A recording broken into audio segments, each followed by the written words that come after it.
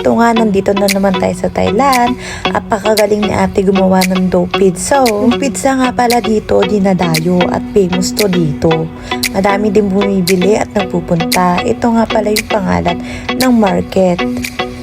Na-amaze nga ako kay ate kasi for the flying ang dough. Ang galing niya magpaikot-ikot parang yung jowa mo pinaikot at charing. So natutuwa nga ako kaya pinapanood ko siya na pinapanood hanggang sa matapos siya dyan. For the flying and dough. Yan, ang galing diba? Mamaya umupo pa yan. Yan, nagtakip pa talaga siya ng tela dyan sa mata niya. Yan, ang gagawin niyo for the exhibition. Wala na, kaya para masarap dahil ginaganyan ni ate. So alam niyo na ang sikreto sa dough pizza. Ganon ang exhibition.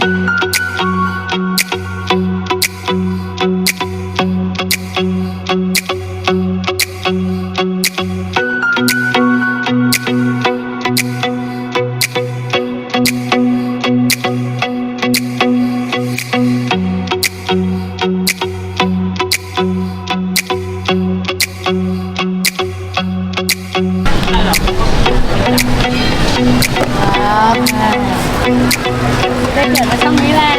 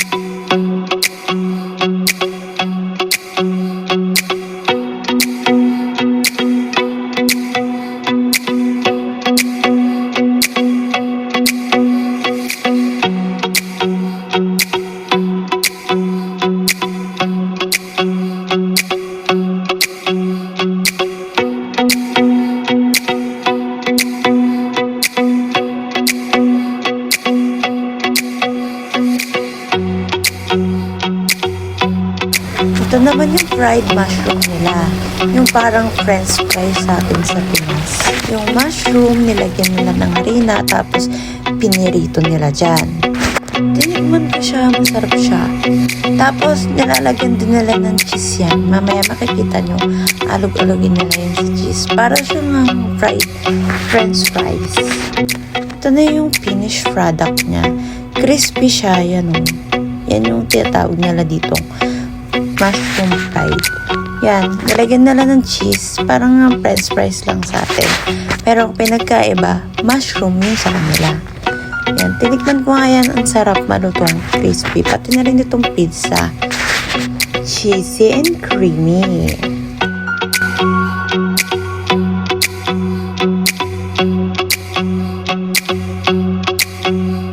At nag-try nga din ako dito sa Thai pancake nila. Na-curious ako kasi madaming nakapila. Nalaman ko nga pala na masarap daw ito at pinipilahan din at dinadayo din ng mga tao. Hindi ko alam kung ano to pero nag-video ko at pinapanood ko kung paano nila gawin to. Nakakatakam naman siya. Try lang tayo ng try para matikman natin yung iba't ibang uri ng Thai food here.